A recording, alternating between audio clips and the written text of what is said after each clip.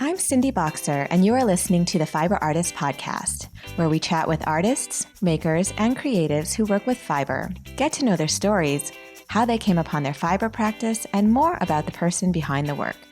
Hey there, fiber loves. Thanks for joining me today on the Fiber Artist Podcast. You can get 25% off your next order at niromastudio.com using the code PODSQUAD. It doesn't matter if you're a longtime customer or if this is your first order, you can get 25% off anything in the shop. I just got a big shipment of super soft rope and string. They're all here. We're all stocked up on natural rope and string from 1.5 millimeters to 25 millimeters, and lots of colored string in big or little mini rolls, and a few metallics too. Head over to Niroma Studio and use the code PODSQUAD for 25% off. Now, I'm trying to get on a more regular schedule for releasing episodes. I guess Mondays and Tuesdays at this point are kind of where I'm at. Please subscribe to the Fiber Artist Podcast on YouTube so that they'll come up on your feed whenever I post a new episode. Help me beat that algorithm by giving the videos a like and a comment. As always, if you want to reach out to me and ask a question, or if you'd like to be considered to be a guest on the pod, email me at thefiberartistpodcast@gmail.com. And that's fiber spelled the American way, Fiber. So thefiberartistpodcast@gmail.com. This week's episode is with Farron Feiner. Farron is known for her beautiful, serene palettes and abstract landscape weavings. We chat about trauma bonding, evolving and growing ourselves and our businesses, her creative coaching program, which helps artists and makers like yourself tap into your true potential. Farron is very inspiring, but with a very calming energy, and I hope you feel centered and creative as you watch this one. You can find Farron on the web at farronfeiner.com and on Instagram at Farron Feiner. Okay, that's all now. Hope you enjoy this episode. First off, thank you so much for having me. Of course. I'm Farron Feiner, and I'm in LA, California. I actually just found out that I won second runner-up for Emerging Artists from Bandito magazine. So that's pretty amazing. Cool. That's so cool. Did they have you submit? Was it like some kind of contest where they have you submit and people vote, or is it just like how did that go? They reached out to me to submit. I think they but you are welcome to, about a residency in Italy. Oh, wow. So I submitted for that, which I didn't get. And so one person got that, and then they chose two runners up. And I think they have a board that decides. Okay. Very cool. Oh my gosh. Yeah. Congratulations. Yeah. So Thank you. What does that come with? Are they going to be publishing some pieces, or what happens now? Yeah, so I guess their magazine is like a collector's artist magazine. So I'll be featured in that and an online exhibition, and there was a cash prize. That's amazing. Oh, I'm very happy for you. That's so cool. Thank you. Sure. Yeah, really cool. Yeah. So I guess let's just bring it all the way back. I'd love to hear about your history with weaving and learning to weave, and how did it all come about for you? So to go way back, in college, I wanted to do fashion design, and I was at Cal State Long Beach, and the program there wasn't really jiving with me. And I found out that they had a textile design program, and I thought like, oh, maybe I would hand print textiles. That sounds cool. And weaving on the loom was an undergrad class. So it kind of found me like the second I started warping that loom and working on it, I was like, oh my God, I love this. I was finally producing work that I felt like really proud of and excited about. Like I always felt like I was a creative person and really explored drawing and painting and stuff. But because of my own blocks, just felt like, oh, I'm not good enough to do that. My work's not ever good enough to do that, but still a calling to like be creative. Right. So with weaving, it just resonated so deeply. And I was like, wow. And then I graduated from college, went into the fashion industry for a while. And when I came out of that, I finally had some time on my hands again. And I was like, I want to weave again. So I actually took a Marianne Moody weaving workshop. Awesome. Because I'd been working on large heddle looms in college, floor looms. So I was like, I could use a refresher and just learn how to work on a little frame loom. So that's how I started. Cool. Was she traveling at the time? Like, did she come to California and teach a class, or did you go to her? Yeah, no, she came to California. This was probably about 10 years ago. Oh, wow. Yeah. Nice. Yeah. So had you been sort of Mhm. thinking about weaving for a while, or was it something like, was it kind of percolating in the back of your mind while you were continuing like the fashion degree, or like, it, I don't know. I feel like, was there some kind of outside inspiration that made you come back to it, or was it like, had you been thinking about it for a while? Gosh. No, it definitely wasn't in my mind at the Mm-hmm. time. I mean, I feel like there was no space for anything in my mind at that time. I was traveling like 30 hours a month going to different shows, and our sales office was in New York. So I was like all over the place. So I'm not sure. I think it was just like my passion for creating, like my Right. need more to just want to express myself, that Definitely. kind of threw me back there. And at the time, like Miriam Moody's work was just, I mean, it still is so inspiring. And Absolutely. she makes it like also like digestible and accessible for you when Mm-hmm. you take her class. What kind of work in fashion were you doing at the time? Like, were you creating, or was it, more officey, or what kind of thing was it? I was working for the largest jobber jobber in the nation. So they did closeout buys at the time. And then so that's when like denim was huge. Mm-hmm. And they had partnered with existing brands like ABS by Alan Schwartz, and Ed Hardy, and To Be Free, some other existing brands that they started in production with to produce for the second tier shops. I So see. I was going to shows as a sales rep for them. I did Mm-hmm. some buying for them, but I wasn't creating anything. Right. Yeah. So yeah, I Hmm. feel like that's what happens. Is like there's this drought as a creative person. You sort of go into a creative field and you feel like, oh, this will do it. It's okay, but this is way more practical, right? Like I'm gonna get Yeah.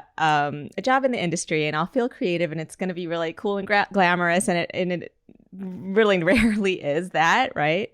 Because I feel like that was similar to me. Yeah. Like Yeah. I went into PR for museums and I was like, oh, it's great, and I'm still gonna be working for the arts, and I'll feel, it'll be cool. I'll meet artists and whatnot, but I myself was not creating anything, and it was sort of like, I went on this trip to Marfa, Texas, and I like there was something about going there, and maybe it was just like I needed to travel at the time, and because I had just had kids and needed to get out of my like regular bubble of a life, but like Totally. I I knew that I sort of at the time needed out of that job because, it's just when you're not, if you're a creative person, you're creating nothing. It's just like it's so unfulfilling. Mhm. Um, yeah. So I just wonder if like I'm projecting a lot here, but I'm just wondering if there was something inside you that was kind of similar. Yeah. And I think it's like those pivotal trips, like the one you're talking about, or that kind of something inside you that's like, I need to shake this up and I need something different to happen, and allows you to get some clarity Mm-hmm. or listen to your instincts a little bit more without the chatter of everything else that's going on around you. Yeah. Um, so when I started doing it, it was just like when I picked it up again, it's just that excitement that you feel for creating. You're like, yes, this outlet, like I can't stop doing it. It's just addictive, I guess, like Totally. you just want to make and make and make. And it's just like, you get a weaving, you get a weaving, you get a weaving, Yes. like let me hand these out. So that's kind of all it was. And then I was like, oh, I can open a little Etsy shop because I thought it would be fun. I've always been looking for community too, to find other artists. I think it's so cool to collaborate with other artists and meet other artists. So I was doing like different art fairs and pop-ups different places, and it was cool to do that and meet artists, in all different sorts of mediums, because that's always been where I pull a lot of inspiration from, are just Mhm. creatives all over the board. So I really liked being around other artists and possibly collabing with them. Like I did pillows with Likey Wolf back in the day with Gemma. She's so dope. They turned out cool Oh, so and cool. doing stuff like that. Yeah. Yeah. So I was actually doing some stalking of your Instagram profile and I went way back to the very beginning. And it's Shit. really cool to Yeah. watch your design evolution, right? Because um if you like as I looked at the early work, it's very geometric, right? It was very Mhm. triangles. I don't know if that's influenced by Marianne Moody also, but and then you watch it sort Totally. of evolve into more curved lines and landscape, like this very soothing landscape aesthetic, which I feel like is so your signature. Can you tell me like how that happened for you? Yeah, that's great. Yeah, so when you're learning, you kind of do what you see other people doing or what you know. So, and I still am very aesthetically attracted to geometrics and stuff. And I did a lot of I was very pop culture influenced too. Like I actually have some palm leaves and monstera leaves like the one you had. I had woven some of those. Oh, I wove nice. like a Vargas lady, I was doing that. And I remember the first weaving that I did, which was kind of landscapey and just, I don't know what made me do it like that, but just being like, shit, like this is so cool. Not to toot my own horn, but I, Well, I was like yeah, it's so that in eureka love moment. with Yes. it. Yeah, I just loved it. And for me, I really love the yarn. Like I love the tactileness of the weavings, and I look at it as a display for how beautiful the yarn is. Mm, And I was really able to do that through like channeling those like just kind of landscape patterns, and they were coming just very organically. Yeah, yeah. I'd say it was like a very organic process for me. But it just resonated so hard.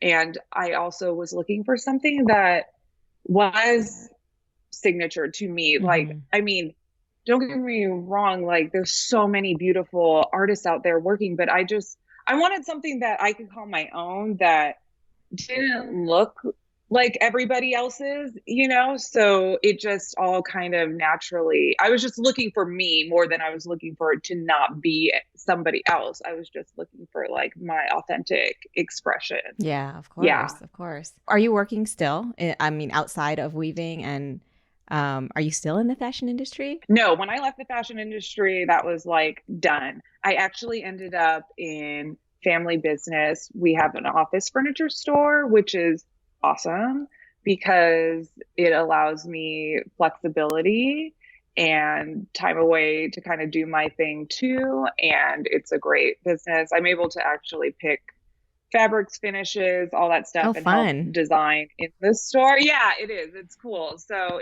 it's been great. So I do still work at the store. Okay. Hmm. Yeah, I was wondering if weaving was your full-time thing. I noticed on Not yet. you're right. Would you want it to be eventually? Oh yeah, that's my dream Yeah. for Okay. sure. Mhm. Awesome. Well, I feel like you could Yeah, definitely make that happen. I noticed you have thank you. a coaching section on your website, which I'd love to talk about a little bit more. I didn't even really quite realize that you had it, and I was just doing some research for this conversation. And I love that this is Yeah, something you offer because this is like, it's part of the reason I think why I do the podcast is because I think a lot of people do get stuck and with all kinds of things, not just creatively with inspiration, but also with the business side of things. And I mean, clearly, because you have also this other business, this retail business, you have both sides somewhat figured out. I would assume like very figured out. But yeah, can you talk to me about the coaching? I love it. It was something that I ended up getting certified for during the Oh, pandemic. nice. So that was, yeah. So when I was doing it, it just happened that I was like, oh, I would love to work with creatives like you were mentioning, because there's so many people that we all get the same blocks. Like, I'm not good enough. I can't do it. I see a lot of people having problems like taking that next step. What is that next step? Charging their worth and Hmm. all of that. So I ended up doing that to like back up a like crazy trauma bond is what set me down this path of healing like a couple years ago, and then found the coaching. But through learning all of what I was taking in, I was like, oh, I would really want to help my community, Yeah. like just other creatives, see past their own limiting beliefs, Mm. basically, that they can do it, like to encourage more creatives to like go out and do their thing and own it. Right. Yeah. Yeah. Are you comfortable talking more about the trauma bond that brought you to this point? Oh yeah, total. I've processed it. Yeah, it was wild. So I was with my ex-boyfriend and we broke up on like a Friday. The following Friday, I opened escrow on my now home. Ended up moving to LA. So there was a lot going on. And then once I moved to LA, not that long after, I started dating this guy for not even that long. It was just a couple months, and it was that it was at that point where you're sick of your own bullshit, Mm. and you're kind of like, what is going on? Like he's, the same kind of guy. It wasn't my first rodeo here. Like he was very avoidant and not very nice to me, and but it takes two to tango. Like I'm not a victim here. I had bad boundaries and low self-worth and didn't have a lot of self-love when it came to that Mm. arena of my Mm. life at the time. So when we broke up though, I was so heartbroken, or when it ended, I was so heartbroken, and I was just like, why? Like, why? Even though I could say like I want these things, that's not my actions. Mm-hmm. Like I keep kind of dating the same kind of guy and keep ending up in the same kind of place. And I just, out of wanting to explore what is going on, and I'm not happy doing this, and mostly to just stop feeling so heartbroken Mm-hmm. about it. And I find like for people to go on kind of their own healing journeys, it does take that dark night of the soul. It does take that rock bottom somewhere for you to just finally be like, what, why? Like something else is in store for me. But through that, oh, sorry. Oh no, I was Were you just going to say thinking. something? Well, I mean, it's interesting that you say that you kept sort of going for the same type of guy, and putting yourself in a position where maybe you were being disrespected, or where we put ourselves in a place by our own self-limiting beliefs, right? Where you're like, well, whether or not I think they're usually unconscious too, where it's like you don't Of course. necessarily you don't think you deserve better or more, or some kind of just where you get stuck in this cycle of attracting the kind of person who's going to continue that cycle. You know what I mean? But Oh, yeah. yeah. So I guess, what was the process of how did you process all of that? Were you going to So therapy? Was it, you know? yeah, my personal journey, and I think like everybody kind of finds their way with stuff that resonates for them. And Mm-hmm. now that I've uh, consumed so much information, and I am pretty well versed about exactly what goes on with people, without being licensed at anything, obviously. It's all kind of giving you the same information. It's just whatever resonates with you and how you want to take it in. But for me, first, I found Mark Groves, who is a relationship expert. He's Create the Love on Instagram, and Lacey Phillips to be magnetic. She does manifestation work rooted in reprogramming your neural pathways, Ah. basically. So I'm not sure which one led me to the other, but I know like when I started the manifestation work, I was like, I want a relationship, but when you start diving into it, I was kind of like, oh, there's like a inner child section that you can do, and shadow work. So you start getting into that stuff. So that's kind of where I was dipping my toes into like that work and having huge breakthroughs, coinciding with listening to Mark Groves. And he's giving everybody information about your nervous system, about your attachment style, about all these different things that are at play. Because your programming is received subconsciously from the time you're like 0 to 14 years old. Sure. So, and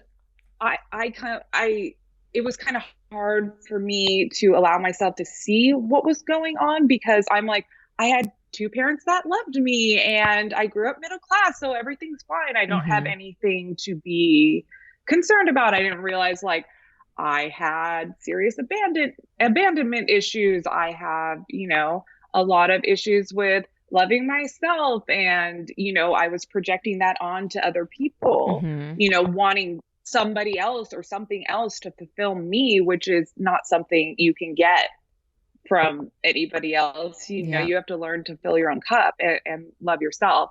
And also through those 2, I found the holistic psychologist, Nicole LaPera. And that was like my trifecta perfecta. Like nice. Those 3 were like imperative to me, kind of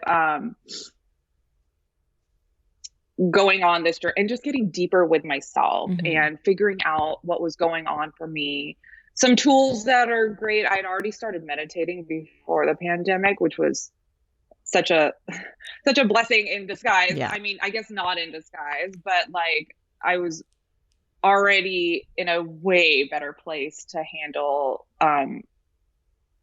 the craziness of what was going on and how, overwhelming that whole situation is still. Yeah. And that's kind of how I found coaches and coaching. And now I do go to talk therapy. But the meditation and journaling, while just gaining information, and I can't shout out like to be magnetic enough. Like even if you don't manifest anything, quote unquote, just which you will, just because changing your energy and how you feel about yourself is like so rewarding in itself. I'm not the same person I was just a couple of years ago. And I mean, I know we all change and grow and evolve, but I like when you can start feeling yourself and seeing the change in yourself, like when the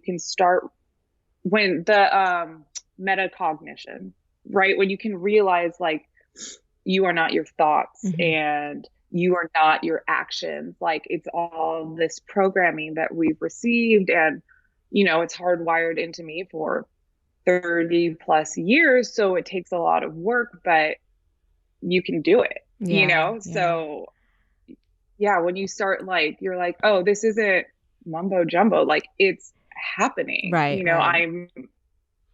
My reactions are different. I'm a totally different person. So that's a long, it's so interesting. Answer. It's so interesting because I mean, I would say in a lot of ways I'm similar, that I grew up in a middle class family with really wanting for nothing. My parents were there. They're still married. They've always been there to help me out. But I think I definitely, for some reason, grew up, I guess, I don't know, became in my late teens and 20s, like really codependent, I think, in every relationship I was in. And I don't know if that's just a part of being an adolescent and a teen and whatever, where you don't really know yourself. And so you end up, like I was adopting all of my boyfriend's behaviors. Like if one of them liked baseball, I became a huge baseball fan. Or if like one of them liked certain kinds of music, I became obsessed with that music too. And I don't know if I just had like a weak self-identity or something like that, but it is one of those things I find so interesting because it is all sort of tied to childhood. I don't know that I had abandonment issues, although I probably did, because then, I tried to become what I would think that they wanted me to be, like the kind of girlfriend that would, the keeper, right? And I'm trying to think if that was like seeded by my parents, because my mom was always like, oh, you have to be this kind of woman blah, blah, blah. Right. Mm-hmm. Um, Mm-hmm. and even though like, you know, it's because they think they're teaching you, but then it ends up being pretty shitty. Like if you're only living to like Oh, of get a course. man, you know? Yeah. But yeah, I'm curious Of course, actually. they're doing so your parents are doing the best they Right, can right. exactly with what What they they were have. told. I Exactly. mean, there's so many aspects at play. I mean, we live in a society that really encourages codependency, Mm-hmm. especially as women, like we live in a capitalistic society where we're all supposed to hit this moving target of beauty and youth, number one. Of having a man Mm-hmm. validates your existence. Yeah. If you Marriage and don't kids and have a family. man, then yeah, if you don't fit into that box, then it's like, oh, there must be something wrong with you, or God forbid you're happy without it. No woman Right. could ever be happy without that. So, yeah, I mean, like for me, my parents worked full time. They owned a business at the time. They were sales reps and they were gone more and they weren't home, 9 to 5. I have abandonment issues for that. We had Mm-hmm. au pairs Mm-hmm. and they would last about a year at a time. So even from the time I was really young, people that I would love that were taking care of me would leave, Right. and that's to no fault of my parents, No, of course like not. But they're working, providing, they loved me, they would have done anything for me, but I had that and I had like severe like attachment and self-worth issues yeah. from that, just from normal, family stuff, like, Right. I It's the wasn't structure of the family. beaten or yeah, Sure. No, and totally. So it took me a long time to even realize that, yeah. I know. That's so hmm interesting. Yeah, and like the way the au pair system is set up, it's like a year long. They're here. Were they foreign? Like they came from another country, right? yes, And they're here for yes, either no school one or was taught. something. Right, Yeah, right. yeah, So yeah, it's set totally. up to Like have it you was like we had a Swedish person, a German person, like they were right. from all over. Oh, that's so hmm sad. Like when I think about it, because then it's like you're getting a new buddy every year, but you don't want to lose someone you have, and like you've of course built connections with that person. Totally. Yeah. No, that's hmm really interesting. Yeah. So, with Yeah. your coaching program, do you? It's like is it therapy or and business coaching, or like how do you approach it? 100% not therapy. I am not a therapist in any way. I can give out a lot of good information and resources to people. But with coaching, it's really like helping somebody tap into themselves. Like we're so cut off in so many ways from our own knowing and our own intuition because we're taught we need to fit into like the box we were talking about earlier, and if you don't fit into that box, you aren't a worthy person. So people are trying to conform what they're knowing and like how they feel to fit like certain boxes, whatever you were taught you were supposed to fit into, Mm-hmm. and you stray so far away from the voice inside that we all have, telling you what you like. In artist case, especially, mostly, not everybody, but you have this knowing, like this calling to create and do Mm-hmm. something more. And you're not meant to be in like this 9 to 5 job, which there's nothing wrong with that. But as a creative, the pull away from that is so strong, and Mm-hmm. you automatically, that voice in your head goes, you can never make it, you can't do that, Yeah. you're not good enough, you'd never have enough money, don't do that, so you stop from doing that, or you look at end game, like how you get from where you are now to end game, and you get overwhelming Mm-hmm. and you get analysis paralysis and you just shut down. Totally. Or you're kind of trying to grow your business and you have a little kind of start, but you are afraid to charge what you're worth, you don't know how to expand, you don't know how to take it to the next level, like that kind of stuff, which the answers are all inside of you. Like I believe everybody has their own knowing, because what's best for me and what path I take isn't what's best for you and the path you're meant to go on. Mm-hmm.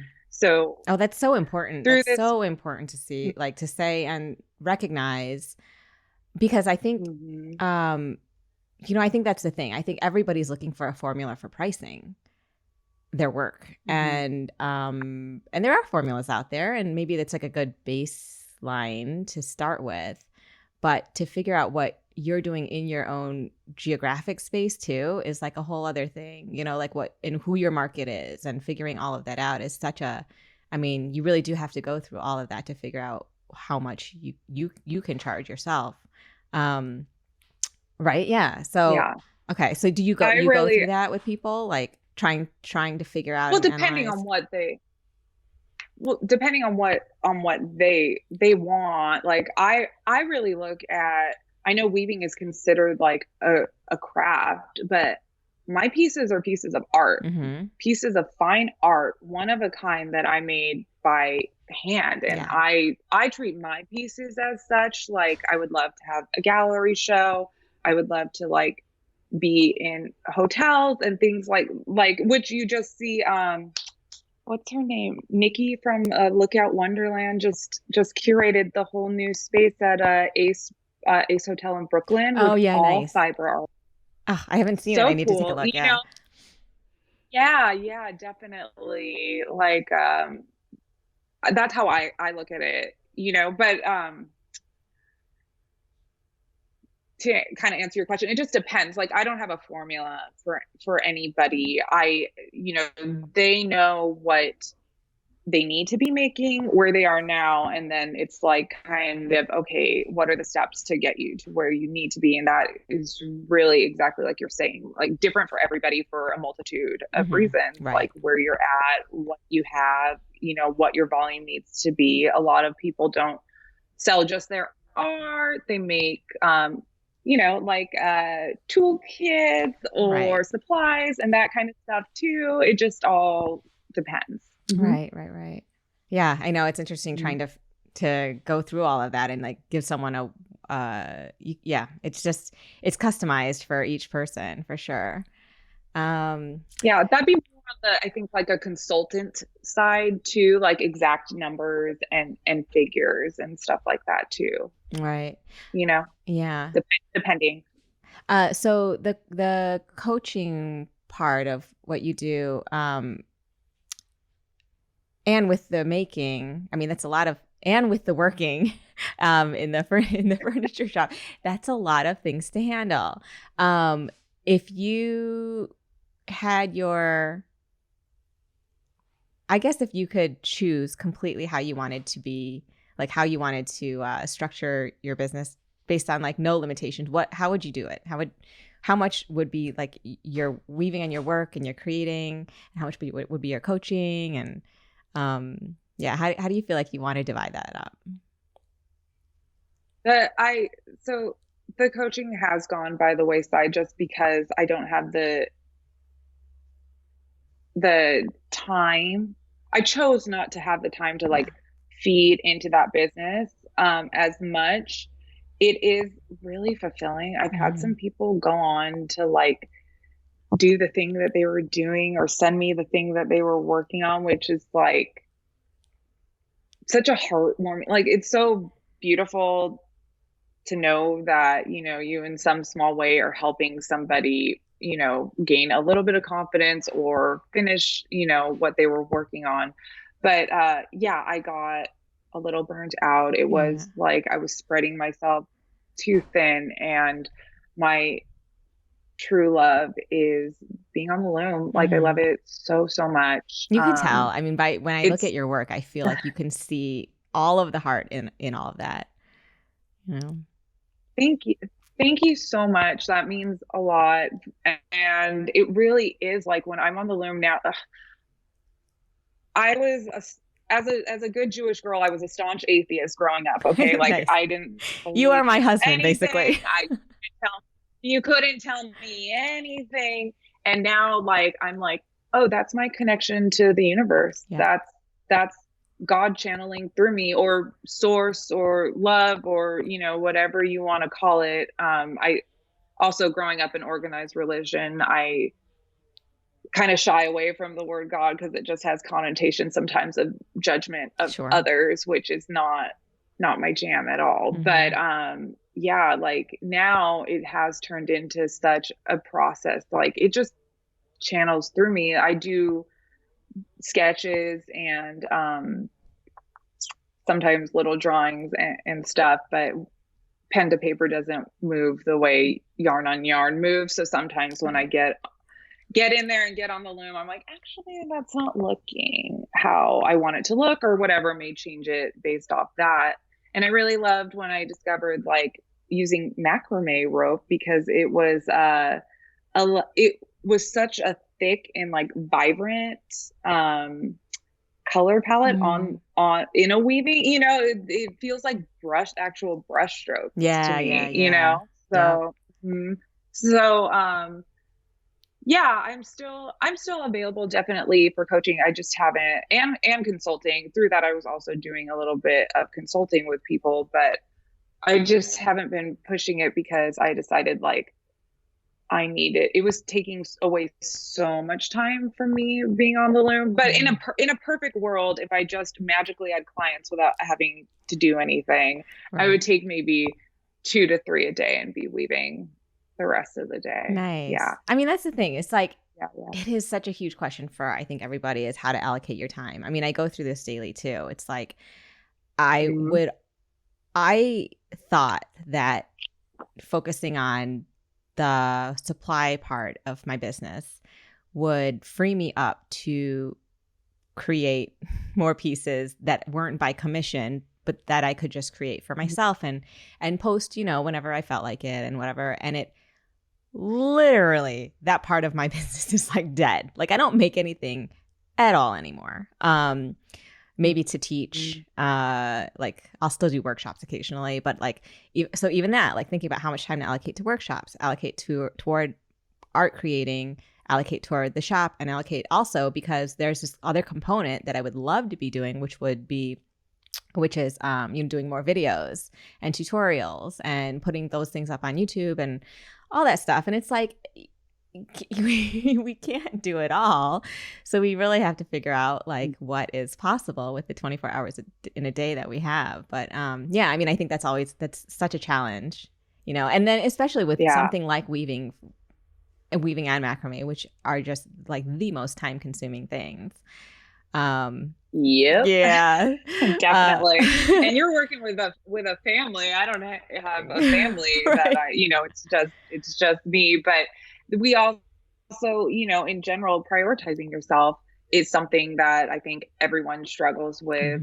And also like being still, like when I feel burnt out, and now just on the daily, like I need a certain amount of time to myself, to meditate, to read, to get quiet, to be in nature, like those kinds of things. And, you have that voice that's like, oh, you're not producing, you're not valuable, you're not doing, like even just sitting still, it's impossible. Don't even, yeah. Well, I should say, yeah. Because, you feel like you're not, well, I should speak for me. I feel like, oh, I'm not good enough. Like, oh, I could be weaving right now. What are you doing? You're wasting time, like I definitely have had to work at telling that part, like that part's not true. That's just what I've been told and feel my whole life. But in order for me to be the best version of myself, I need to for everybody. I need to prioritize taking care of myself and my needs. So I just need to make sure, like, even if it's just an hour, or even if my meditation's 20 minutes instead of an hour, and I go for like a 5-minute walk or whatever it is, making sure like that happens. Yeah. That's so important. So I'm someone who cannot meditate because I just can't do it. Like my brain will not release at all. So can you tell me about your meditation practice and how you, like, what is meditation for you? What does it look like for you? I would love to. And so how you feel is super common. So many people feel that way. Our brains hate expending energy. So when you're trying to change, It's going to tell you, and your body wants to feel a certain way too. So it's that connection, like, no, get up. No, you need to do that. Like that's just your brain going off at you, and which is totally normal. And that's kind of what meditation is. So I started with Headspace, which I Oh, loved, nice. doing. Yeah. You got a nice little guided. I prefer, I think, quiet at the time to just kind of sit, and it really helped me realize, like, oh, this is my pattern of thoughts. These are the same thoughts I'm thinking all of the time. Like, it helps you kind of realize, like, oh, that's just that thought I have all the Yeah. time, so that you're kind of starting to break through and be like, oh, that's not true. Byron Katie, like, is it true? Is it really true? So that helped me with that. And I did Headspace for a while. And in conjunction with doing the to be magnetic work, which are kind of self-hypnosis things. So like you're kind of diving into your subconscious state. Through that, recently I have gone on to, at some point I discovered Dr. Joe Dispenza, and his meditations, which are very much like energy space, really visualizing your future self. I would destroy trying to describe what he does, but he's amazing. I actually got into one of his advanced retreat workshops that it's coming up in December in Cancun that I'm super excited Oh, about. nice. But that's kind of the meditations that I do now. Okay. Mm-hmm. Oh, very Yeah. cool. But I think like Headspace app, Calm app, Insight Timer are great beginner apps. Even if you're like, I can't meditate, I can't do it, like, just if you start with 1 minute a day, like anything, it's like the gym for your brain, Right. and I think different people have different kinds of meditation that are going to work better for them. But I think there's like all this expectation that you're supposed to silence my brain, and my brain isn't silent, so I'm bad at this, or I can't do this. But really, your brain is never going to silence. Like, it's over time you get, oh shoot, better at it, like Yeah. it comes up less often or whatever, but it takes a long time. I think we have like these expectations of being good at something, right away, which really isn't realistic for anything. Right. Right. Yeah. And What do you feel like you're focusing on most now during your meditations? If that's not too personal of a question, I'm curious. I want to get in no, your it's brain.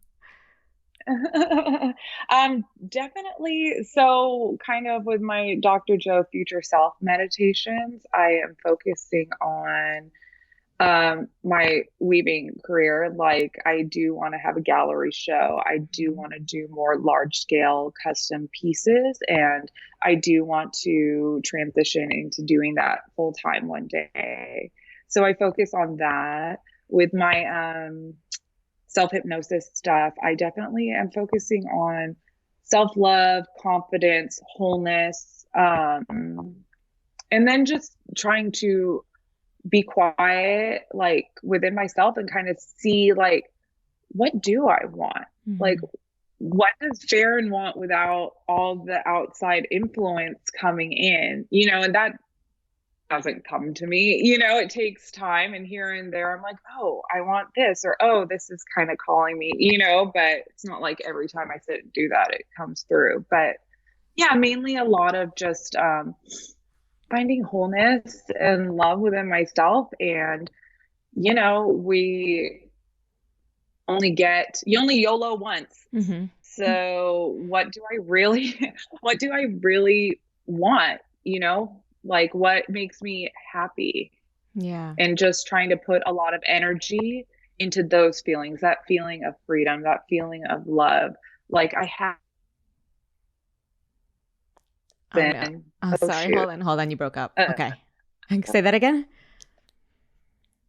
sorry.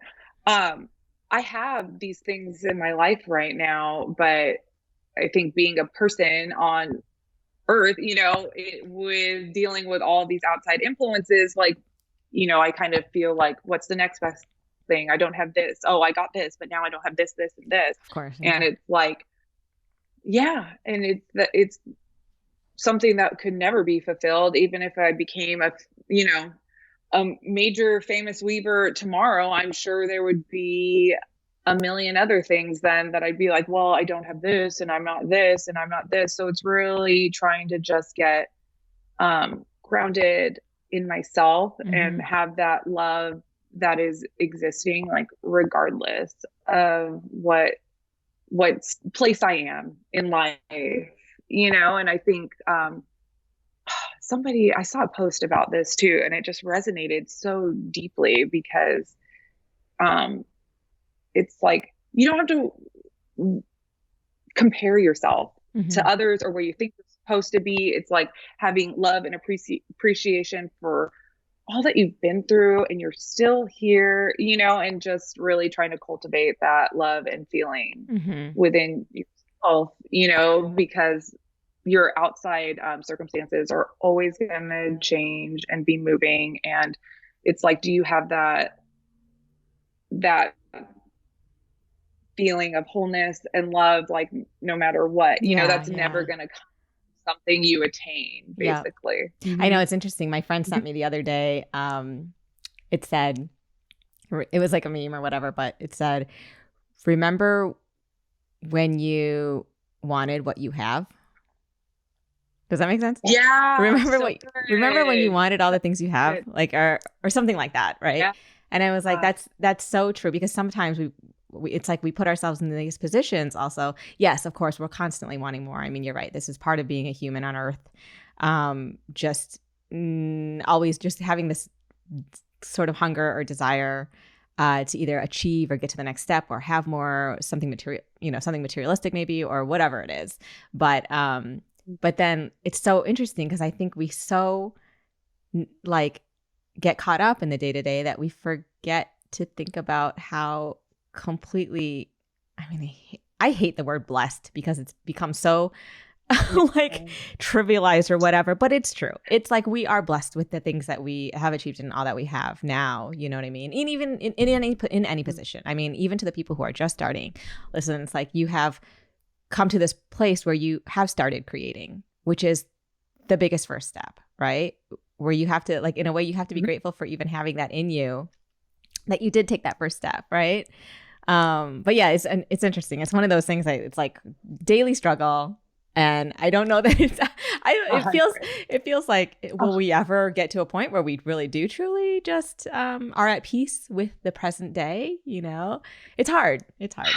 I mean, yeah, no, 100%. Yeah, it is hard. And, it's by design, because we all feel that way on some level or another. And yet it's the, being vulnerable is the one thing that's hardest for us all to like admit and do. So yeah, I don't know. I mean, maybe the Dalai Lama did it, Maybe, I don't have expectations for perfection. It's all about having that like kindness and grace and love for yourself, which, you need reminders of. It's like, oh yeah, I have, like I am grateful for everything. Like I'm so grateful for that, avoidant trauma bond that like sent me down this spiral of becoming who I am now, and being able to let go of that when I was in the thick of it. Like I never thought I would get over it, for like a long time. And now I'm like, who? Like, isn't that weird? It's like a whole different person. Not that, I mean, I'm 39. It wasn't my first rodeo either. I had heartbreak and stuff before, but yeah, totally. Yeah. Then it's like, thank you. I love that person who I was, because it brought me to like the person I am now. But yeah, I'm not that person. Right.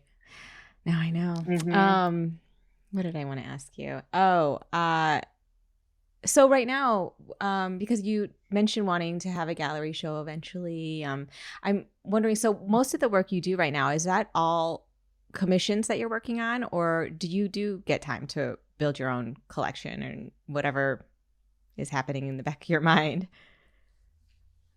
Yeah, I do build my own stuff that I have on my website, and I get commissions, and that's kind of my weaving work. And there has been times where you have like so many commissions and you're like, oh, I have this one piece living inside of me that I really want to get out and I can't, and I don't have time to.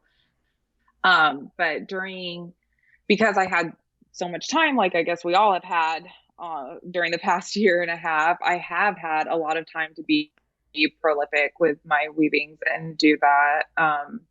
And I feel so inspired by so many things. So I have had time to do that lately. This year has slowed. It was weird. 2020 was like popping for me. It was my best annual sales to date, and 2021 is really slowed down sales wise, which is fine, so I have had time to do that, and I was dealing with some burnout over the past couple months, so it was nice that I wasn't like, for maybe the first time, forcing myself to be creating something. I'm like, you know what, I'm just not gonna weave. Like, I'm just gonna numb out for a couple weeks, catch up on sleep. And that's what I need to be doing right now. And I need to live for that. Also with the pandemic, have you been able to travel much? Because I did notice you have some beautiful travel photos, which of course is always like a rejuvenating thing that I feel like every artist needs in a way, is just to get out of your own environment. But yeah, I mean, I wonder if that contributed to the burnout, if you've been like, if you took most of the pandemic time and like just really did lockdown, or have you gone anywhere? I went, so yeah, I mean, that has contributed because I do usually travel a lot all over the world. It's like super passion of mine. I know everybody loves to travel, but I take like so much inspiration from being like submerged in like different cultures, different environments. And I have such a connection to landscapes, I get, obviously. Well, no, listen, I was looking through your travel inspiration photos, and I was like, yep, I need to do this. Like, I was like, I've been sitting in my, in my house and just in my own space for so long, and like we haven't really gone anywhere, and it gave me wanderlust. Like, I was like, this is why we need to go somewhere, and so I don't know, continue. Sorry, I totally interrupted you. No, totally, because it's so imperative, I think, for every human, regardless, because nature and the magnitude of just how beautiful the earth is our beauty reflected back to us. And it really centers you in like a present moment of just connection with something bigger and greater than you. So yes, 100%. So I did last year, I did a road trip through Arizona up to Yellowstone National Park. So I did that, which was amazing. And that was like September of last year. And then I think like April of this year, I did one all the way around Arizona through to Bryce Canyon. So just hitting some natural national park. Yeah, and, you're so lucky to be on the West Coast. It's like, it's not that far to you to go to those places. Oh, you're so lucky. I know. Being able to be like, and I've done it, like beach, mountains, desert in one day. Like, oh God, I'm so jealous. So lucky. Yeah. Where do you want to go next? I'm very lucky. Oh gosh. Well, I'm planning, I turn 40 next year. So I'm definitely, when the pandemic happened, I was supposed to go to Copenhagen and Paris, end of April. Yeah. I mean, the whole thing. So at the time too, I was like, maybe I'll still be able to go. Like, lol, nope. So I definitely want to get back to Paris next year. And I'm thinking about, I'm Sicilian. I'm also part Sicilian. So I was thinking about going to like Palermo and maybe south of France or something. And then Japan is on my list. Never been. And Bali. Oh, God, Bali I really too. want to go to Bali too. To go. Yeah. I know. I'm like, get the far ones out of the way while I'm still feel like energetic You're enough right. to sit on like a 20-hour flight. Yeah. Yeah, Yeah. it's pretty far. We So went to Thailand for our honeymoon, and my husband's like, "Oh, I don't think we can ever go on a trip that far again." And I'm like, no, we have to, because we're eventually going to go no. to Bali, right? Like, we should have done it while we were there, but didn't think that far in advance. It's hard Yeah. because like, I mean, I spent 2.5 weeks in Thailand and I thought I was like going to go on to Vietnam, maybe and do, which I still would love to go. And when I was in Thailand, so many people, backpackers that I met and traveling through there were like Laos, they loved like Laos Mm-hmm. and Myanmar at the time. So, I know there's so much There's so much to to see. explore. I mean, yeah, there's literally nowhere that I wouldn't want to go, Yeah. So When you travel, do you usually go with friends, or do you go alone, or what's your like ideal? I usually go with friends. I have some friends that I travel great with, Nice. we're simpatico travelers. That's Yeah, so which is important. nice. Yes, it's imperative to be on the same page. So yeah, I usually travel with other people, but I've done like little trips by myself, but the Cancun retreat will be my first like big trip by myself, even though I've flown overseas by Hmm. myself a bunch, like I'm very I don't know.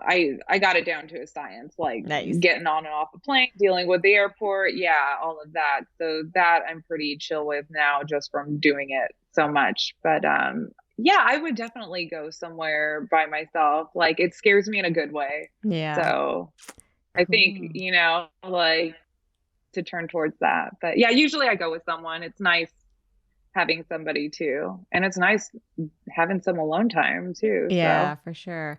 I did study abroad in Italy when I was in school, and you meet friends there and whatever, but the way it worked out, the last weekend I was there, I was completely alone. Like, everyone had already gone home. And so I had 3 days to myself, and this was like I was 21, I think. And I don't think I'd ever Fearless. just been alone, though, like, ever, for 72 hours. You know what I mean? Alone, like, no, we're literally no Yeah. one to Oh talk yeah. to. Like, I didn't know anybody. And it was really weird. Like, I don't know. I still have, I don't know. It was so hard for me. It was so hard. I think it would be way different now. I think I would so fucking enjoy it now, because, not having husband and kids with me and all that stuff, like, it would be amazing. But Yeah. I had a hard time with it, actually. Like, I didn't feel comfortable like No, talking to people, and I wasn't staying in a hostel either, so it wasn't even like I could just meet other solo travelers. I was just like waiting for my flight to come. I was like, I went to a pub, and like, I don't know, it was funny. I like spent time drawing and stuff, but I just felt kind of scared the whole time. I didn't know how to be with myself that's at the all. truth of it. Yeah.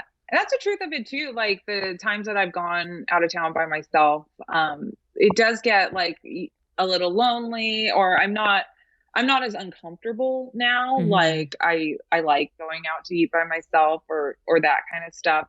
But that's also the truth of it too. Like, yeah, now I think you'd be able to start chatting someone up Yeah. probably and not feel as scared to talk to people. And I find when I'm traveling in other countries, people are so warm and welcoming and want to chat, more too. So Yeah. yeah, but yeah, it's the dichotomy of like both. Like, yes, it's amazing, and I think the more time you kind of spend with yourself or do that, the more those kind of fears and uncomfortableness subside. Yeah, for Hmm. sure. I mean, even with this podcast, I feel like I can talk more than I could then.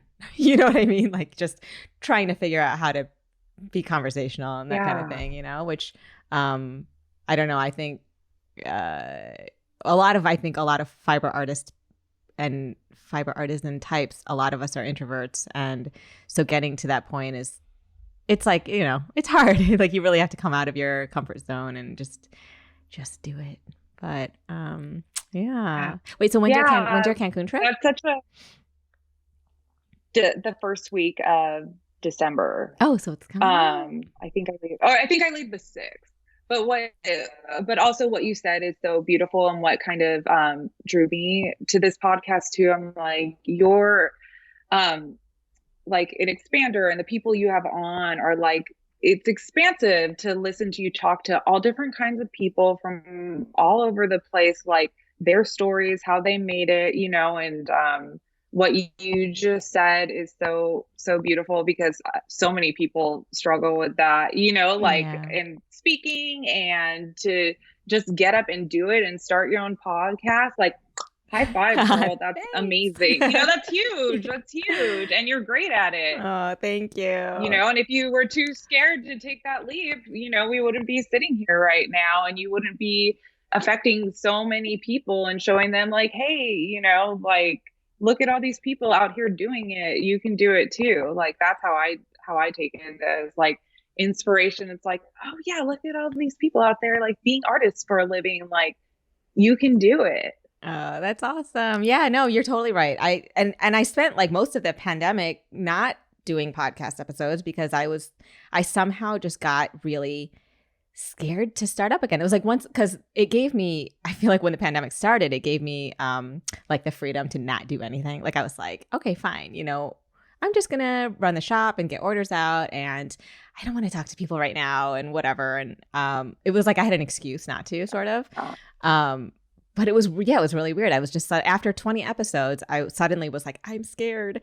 And even now, like I don't want, I guess I want everybody to know that I get a little nervous before each one. And it's just one of those things that you got to just do it. You got to take the leap and start it. And some things are embarrassing, like me, whatever, screwing up names and whatnot. But yeah, you just got to do it. And also, like, I think people like that it's not perfect. You know what I mean? I don't know. Like, because I can't do it any other way. It's just me, right? And just like the whole authenticity thing, I think is more important now. Like, it's funny because I was talking to my friend who produced like a bunch of really like I want to say high end podcasts, but like she used to work for Reese Witherspoon's company, and like, so they do these really polished things that have like, it's part of it scripted. The audio is really great. The audio drops and the songs and whatever. And I'm like, but the thing is that the ones I love listening to are totally the ones like this, where the people are just having a one-on-one conversation with someone and like getting to know the real, person. That's the kinds of stuff I'm drawn to. So I'm like, I try to make that I try to do that for this podcast. So I don't know. I hope people like it. Who knows? You do a great job. I love it. You do a great job of that. And I love hearing everybody's story. Like it resonates with me so much. I love it so much. And this was my first podcast interview. So, I'm sweating right now. And I rambled on and, whatever, but it's kind of like that, like, okay, whatever. Like I would love a chance to talk to you and gain more community out of this, and give some people like a chance to kind of get to know me more. 'Cause I caption things on Instagram, but I'm not really like a talker, I guess, or I don't ever really show myself a lot, like besides just in the actual weaving videos, or put myself out there. So I was like, you know what, this is a good opportunity for me to grow by facing something that scares me, and scares me in a good way. Like that's where the growth is. Like that's where the magic is, Absolutely. So I was like, okay. Like when I know, I'm so glad. Oh shit.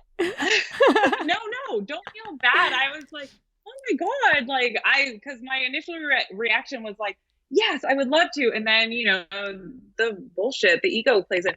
Oh, you're going to be the worst podcast ever. She's not even going to air it. Nobody wants to listen to you. You're going to be so boring. We all have those thoughts. For sure.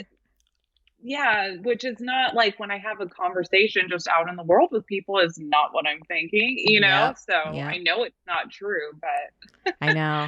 And it's funny. We'll see, but yeah, and it's funny. The thing about the whole thing with Instagram is that, I mean, who knows who's even reading the captions? You could be pouring your whole heart out in them, and like 3 people bother to read it. You know what I mean? So it's like, who knows? I love this format. I love the podcast format, and I love like getting to know people like you and just having like the real talks, you know? So I thank you so much for agreeing to it and, you know, overcoming whatever bullshit was going on in the back of your head. And yeah, it was so nice. So nice getting to know you. Yeah. Cheers to overcoming bullshit. Thank you so much. This has been great. And then one last time, can you just tell people where they can find you again online? Yes. Farron Feiner, FarronFeiner. That's my Instagram handle and my website. And Farron Feiner Coaching is my coaching website. Or if you have any questions, you can just DM me or get a hold of me. And yeah, I'm very accessible through Instagram. I'm an Instagrammer, and that's pretty much awesome. Where you can find me. All right. Well, thanks again. I look forward to seeing what's next for you, Farron. Check the show notes of each episode to get the website and Instagram for each of the fiber artists I speak with. Be sure to give them a follow. And you can view video from this podcast on niromastudio.com/thefiberartistpodcast. If you enjoy the Fiber Artist Podcast, go to Apple Podcasts to subscribe, rate, and review. Thank you for listening.